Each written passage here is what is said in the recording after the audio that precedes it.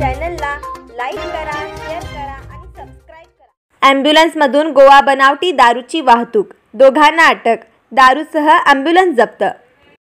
कोदाई चंदगड रस्त्यावर गोवा बनावटीची दारू चंदगड पोलिसांनी जप्त केली। तिलारी नगर MSEB ॲम्ब्युलन्सचा बेकायदेशीर वापर करण्यात आल्याने सरकारी कर्मचारी वर्तुळात चर्चा रंगली। गोवा बनावट दारूची वाहतूक करणाऱ्या राजू सुदाम कांबळे राहणार तिलारी नगर, मूळगाव आंबेडकर नगर, कागल आणि चंद्रकांत कुमाना कांबळे या दोघांना चंदगड पोलिसांनी रंगेहात अटक करून ॲम्ब्युलन्स जप्त केली।